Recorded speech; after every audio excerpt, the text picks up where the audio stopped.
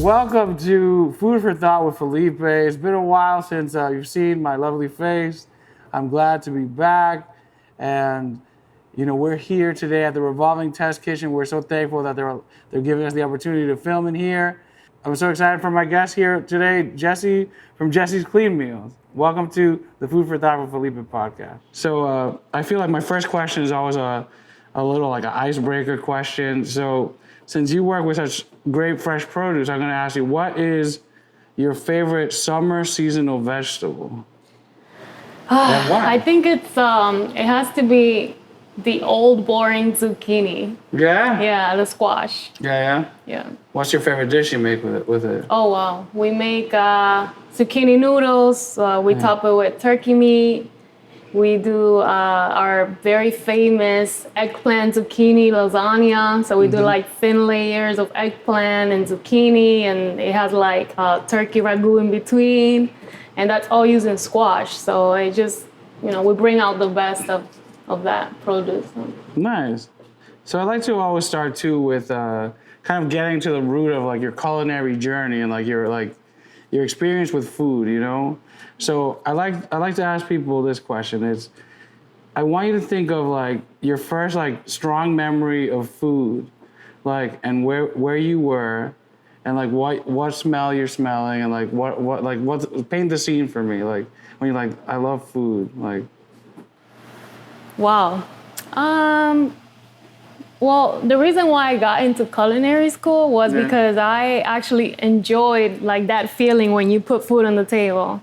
Yeah. So for me, it was more about calling my mom and saying, how do I make this? How do I make that? And then making it myself and then seeing the expression of the people that were eating it. So when I think back of what, you know, brought me here was the service, like cooking and bringing it to the table. So yeah, that communal experience. Yeah. Nice. I think that's a really important thing. Like. Yeah, because if you think about all foods in general, I mean, is everything. Is cheese, or is it that salad, or a grain, or... Yeah. It's a lot. I love food. So you said you went to a culinary school? How was that? Tell me a little bit about that experience. It was fun. It was a lot of waking up very early in the morning. I went to Le Cordon Bleu in Cambridge. So living in Lawrence, I would just drive every morning, 5 a.m., trying to beat the traffic. And I actually went along with my little sister. So we both graduated in culinary. And it was fun. I mean, it taught me how to cook from scratch. I went from my mom's cooking, which is, you know, Dominican and that Latin strong flavors and a lot of packaged seasonings and adobo, to cooking from scratch, you know, how to make your sauces from scratch. And I loved it. It was completely different, and I was able to come up with something that was my own. So I got a little bit from my mom and a little bit from what culinary school taught me. So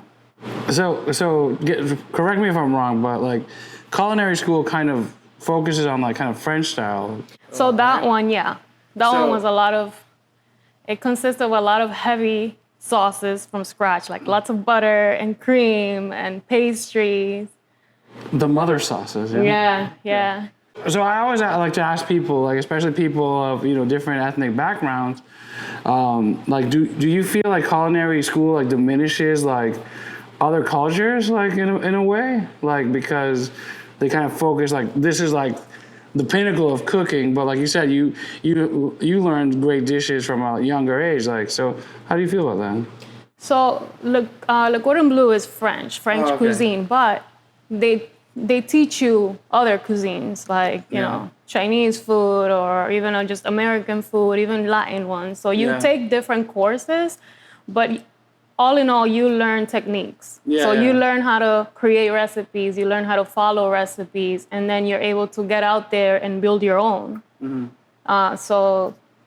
They focused on French, and I had to deal with learning with the heavy sauces and all that, but I was able to get out and make recipes of my own and understand that everything has to be made from the ground up. So that's good. It was fun.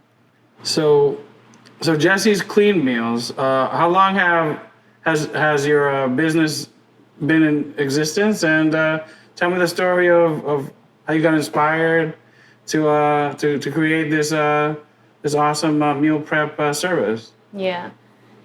Jessy's Clean Meals. So when I graduated from culinary school, I started to just cook from home, cook for my partner, and a lot of the meals were lighter. They just, for some reason, I always went more into like fresh vegetables and grains. And I noticed that a lot of the people around me in the community in Lawrence didn't eat that way. And I also used to bartend. I bartended since I was like 18 years old. Yeah. And so working at a restaurant, I noticed people going in and grabbing something quickly. You know, they're like, give me a salad or give me something with vegetables, but they didn't know that those vegetables were cooked with a bunch of butter. They didn't really know what they were consuming. Yeah. But me working behind the bar, I knew. Yeah. Because, you know, coming from culinary school, now I know I was looking in the kitchen differently than everyone else. It was a different perspective. And I said, you know what?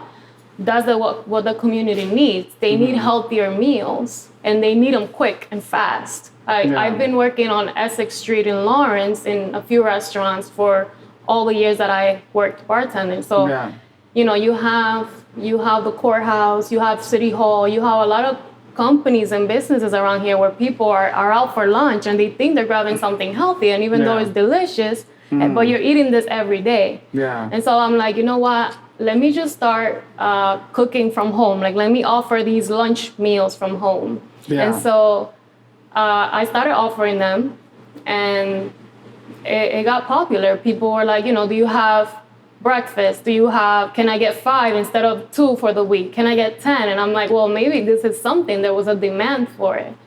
And then I'm like, you know what? Jess's Clean Meals. And then that's where it all started. So, you know, saying that, like you had mentioned that, like within our community, like it kind of, like, I feel like I was raised kind of not really like eating many vegetables, right? A lot of rice, like maybe like a side salad at the most, you know, but like I've only recently started to kind of like delve into like, you know, things like zucchini and all that kind of stuff. What do you think that, like, the disconnect or what makes that so hard for like kind of our community, like, and how have you been able to kind of help like bring good foods to like people that maybe weren't having them before? Yeah, it's definitely something that you need to educate, because coming from a very Hispanic influenced community, you have the traditional meals, and you have the Dominican cuisine or Puerto Rican, where they're used to their plate of a lot of rice and meat, and then or no vegetables at all, or just some lettuce on the side. Like, we're just used to that. Yeah. And so trying to break through that, it took me a while to kind of educate people about, this is why you need more veggies in your meals instead of grains, and what grains are better for you. And it took building a clientele that could then, you know, give me referrals and say, I feel a lot better now that I'm eating these meals. And what I did was, I started just incorporating slowly. For example, a lasagna. All Hispanics, we love our lasagna. Yeah. It's really heavy in the beef and in the sauce. So I just created a healthier version. Now we do eggplant lasagna with turkey. And so I'm able to bring that familiarity back to someone that it's used to it, but now in a healthier version. You got them all the way to chia seed pudding. And chia, it's everything. I'd say that's the full conversion. Yeah. So, that's pretty impressive. And I think it's really important, like, kind of having those offerings in our community. So I really appreciate that you're filling that need, you know? Yeah. It takes time. You know, I have customers from the beginning that are not used to eating healthy, so a big problem is portion. Yeah. You know, we're so used to that big portion of a lot of rice. Your mom comes in like, you need more rice. They start adding more rice to your plate. Like, they think it's gonna be better for you, but now we're learning, we're understanding how to take better care of ourselves. Even, you know, when COVID hit and everything else, people started realizing, all right, we need to build our immune system. We need to eat healthier. Or even now, like, you know, elderly people are having to go to the doctor. I mean, they always have, but we always have. But now there's ways to take care of yourself without having to use medication. There's vegetables and there are lean proteins, and that's what I'm a very big believer that you can cure a lot with food, especially things that are fresh and not processed. We don't use any of preservatives in our meals. Very low sodium, no sugars, and if we do, we use something like dates or a little bit of honey. It really, there's so much of a variety in what we offer that it's very good for the community.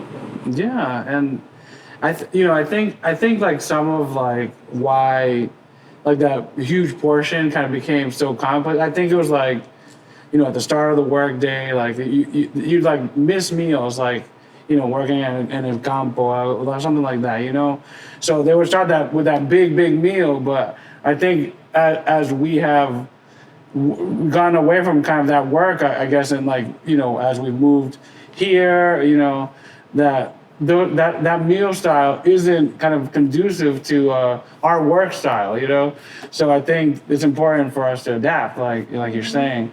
How does the meal prep, like, what do you offer, and how can people kind of, what different options do they have? Yeah, so we do have a website. It's called jessyscleanmeals.com. And what I do is that, so we post the menu every week. You're able to order online, and we are a Sunday meal prep service. So you pick up your meals here at the kitchen on Sunday, or we deliver. And the purpose of that is the convenience of it. You have your meals at home in your fridge to take it to go. Not everyone, a lot of people wake up early in the morning, they drive out to Boston or where else, and they just grab their meals and they're all set for their day. They're not walking out of their office to spend extra time on the road or extra money. And so we're offering oatmeals for breakfast, our juices that are like almost like, 90% vegetables, a little bit of fruit. So they can even replace a meal with our juices. They're working wonders for so many people. Plenty of ginger, a lot of, antioxidants. We have lunch and dinner meals, which that menu rotates. We focus on portion meals. So, we give them lean meats, good grains like quinoa, brown rice. We use fresh marinades based with turmeric, fresh herbs. And then here and there, we do a little bit of snacks like our banana bread. We use dates for sweetening the bread. And then we have our smoothies. And the smoothies sell a lot on the Monday pop-ups. Like this one right here. Yeah, there we go. What are we drinking right now? So fresh fruits. We put in here, ¿qué le pusimos? Lechosa. Lechosa. Pineapple. It has oatmeal. We make it with peanut butter. We add chia seeds, hemp seeds. It's a little bit of everything that is good for you. There you go. So that's on Mondays, the pop-up, right? So we have, so on Sunday will be our meal prep, which you come in and you pick up. You have to order by Friday.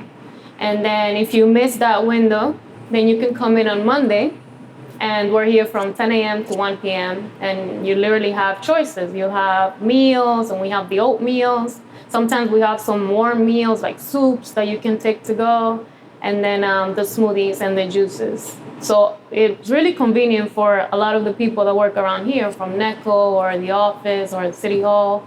Come in real quick and Se fueron. go. And what would you say are there like some, what are the most like couple most popular, are there some very popular ones that people always want? For the meals? Yeah. Yeah, we have, well, I told you about the lasagna already. Yeah. That's like top. And then there's another one that we do, and it's like ropa vieja, like the Cuban dish. And I'm not Cuban, but I know flavors. Are you really? Yeah, half You Cuban. don't have that accent? I'm half Cuban. Ah, okay. So you would know. So we do that ropa vieja, and instead we do, bulgur, which is a wheat grain, and we mix that with black beans. Okay. And then we slow roast the beef chuck in very light marinade, and then we oven bake the sweet plantains with a little bit of honey.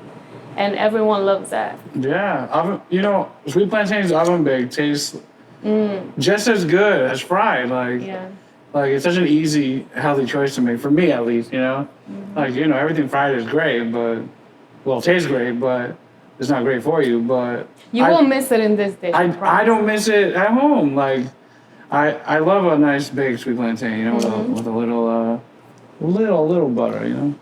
Oh, we do a little water and honey. Yeah? Oh, okay. That'll work too. I'm telling you, you won't even know the difference. Yeah. Yeah. So, yeah, I think I have to try that one. That sounds like a really good one. Yeah, actually, that menu is coming this weekend. Yeah? So when do you put up the menu for Tuesday morning. Tuesday morning? Yeah. For the following week? Right. All right, very We good. usually do early sales during the week, and then our deadline is on Friday. On Friday? Yeah. Okay, so I have to order by tomorrow then. Yeah, because, you know, on Saturdays we start prepping, Sunday we start cooking, and then plating, and then packing, and then delivering, and... So do you give nutritional advice to people? Like, is that a service you offer, or? I'm not a nutritionist. No. No, but, you know, I'm very well knowledgeable with nutrition. Right now I'm studying to be nutritional coach. Okay. But it's just for my own knowledge. It's not that I want to actually be your nutritional coach. Got you. 'Cause I was, you know, if you know, they say the camera adds 10 pounds, but I'm clearly overweight, you know. So I've been trying to, you know, do a bit better myself, but for me it's definitely a thing of consistency, right? So it sounds like your meal plan would be like a perfect thing for someone like me who like, the biggest problem for me is like actually making the meals every day, right? So it seems like a no-brainer to try out something like your service. Yeah. Has there been any like, how long has it been again? So since we started, it's been 3 years. 3 years? Yeah. So is there any like, have you seen some of your customers like really like get super healthy? Like, Oh yeah. yeah. In many ways. I mean, you have the older people and the seniors. Yeah. They come to me because the meals are low sodium. Yeah. So it's of their advantage. I have, you know, the moms that are working and they gotta take care of the kids and they gotta cook at home, but they want to be in a certain diet. They come to me and they see a difference. There's been people that they know how to eat healthy, and now this has made it easier because now they don't have to make it themselves because now they're saving time. Because for me that's like the problem. Like when I go to bed at night, I'm like I know what I need to do, and I'm just not doing it. You know, so it's like I don't have an excuse. Like at this point, it's like so like you said, it's such a great idea to. I'm gonna become your like. You're a success story spokesperson. Sponsor. I'm gonna start. Yes, please. Start with the Cuban dish next The summer. Cuban dish? Yeah. All right, I have to give that a try. It's so important. Consistency. That's important. People come to me and a lot of them exaggerate. They tell me, give me 15 meals and give me all this. I'm gonna get in a diet. I want to lose 20 pounds. Well, why don't you start small? Figure it out. Figure out if you can, follow this diet and I'm telling you that the ones that have seen the biggest impact are the ones that are slowly incorporating a healthier meal daily. Maybe incorporating a juice, or maybe replacing what they have for regular with one of my meals for lunch. And you start slowly and you start building a habit. And then it becomes just of nature to choose something that is better for you instead of thinking I'm on a diet. Oh well, I need to eat lower calories and smaller portions. No, how about you just slowly incorporate it, and then next thing you know, you're living a healthier lifestyle without even pushing. Yeah. I mean, look at you now. You're drinking a smoothie. Oh yeah, I love smoothies. So here's another question. What are some of your favorite places to go eat? Oh wait, don't ask me that, because I like the greasy stuff, because I'm tired of the healthy stuff. But that's okay.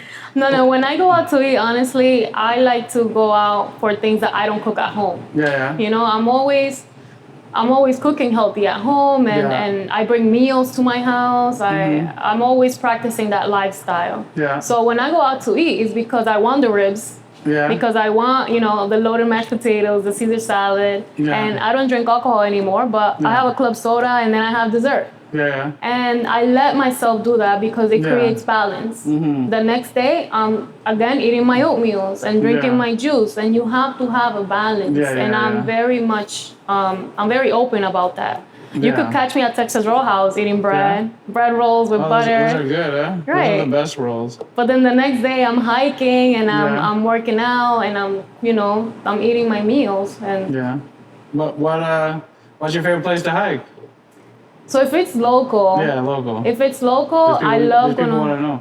Yeah, but not too many people because then it gets too crowded. It's gonna be like Zion. Yeah, so Harold Parker, I Yeah. love it. There's just so many trails there. I haven't even done them all. There's too many, but it's Yeah. always beautiful trails in Harold Parker. There's a lot of areas. Have you ever gone to Wire Hill or? I Yeah, like that Warrior one. Hill. You can see Boston from the top. Yeah. Yeah. That's a good one. Even if I can't hike, I walk to the gym. It's like 2 miles from my house, about Yeah. 2 miles, and then 2 miles back, and hope it doesn't rain on you. Right? Yeah. Because then you Yeah, gotta sure. sprint home, and I can't run like that. So. Yeah. That's great. Thanks for giving those secret tips away of Harold Parker.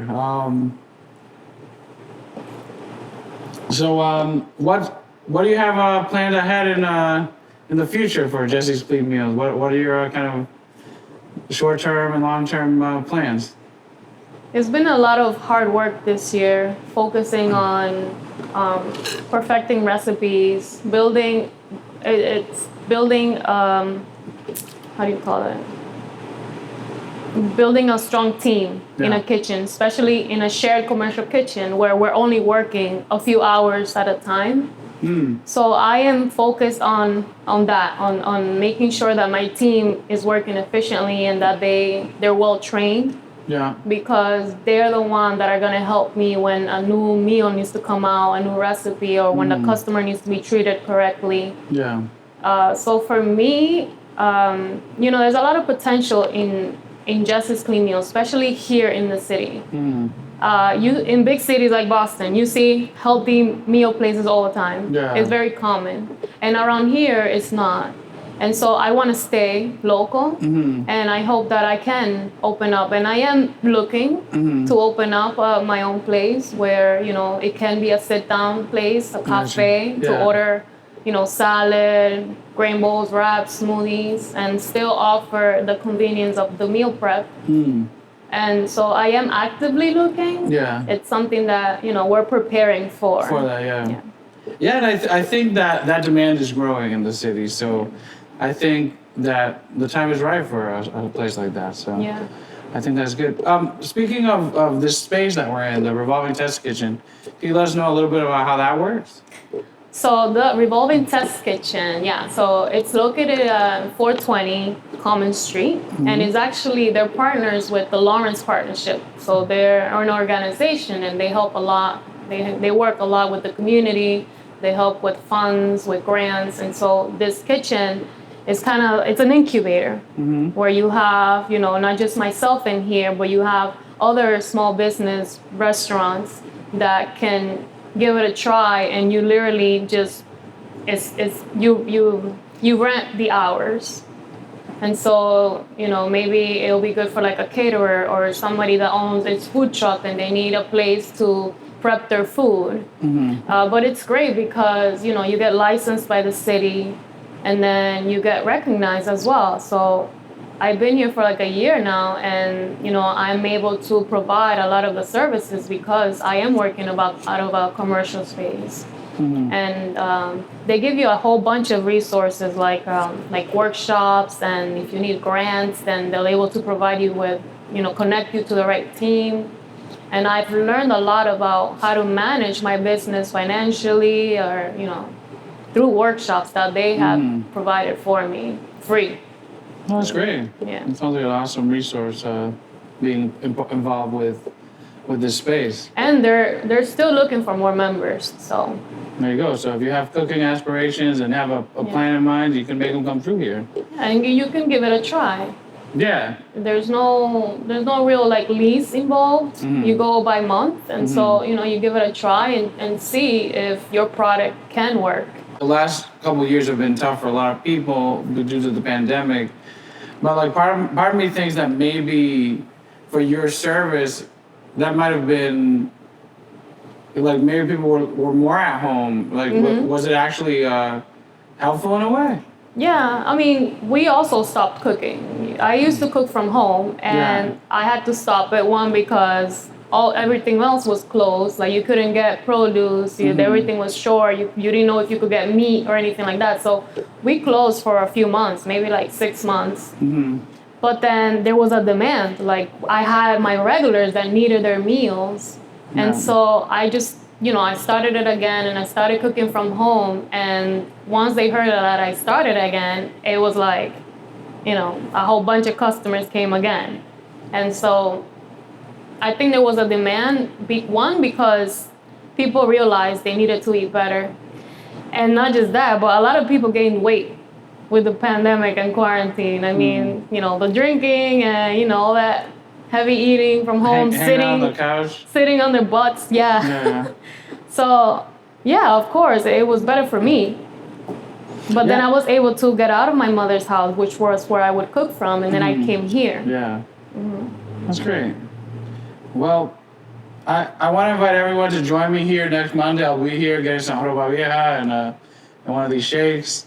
And come check out Jessy's Clean Meals. And I want to say thank you for being part of Food for Thought with Felipe. I want to say thank you to Ryan on the cameras, over here, and over there, and over here. Ryan, you're going to make that edit, right? Yeah. All right. But yeah, I'm happy to be back, and I'm happy that you were my guest today. This is good. And let's do a cheers. Cheers. Cheers to La Salud. All right. Goodbye.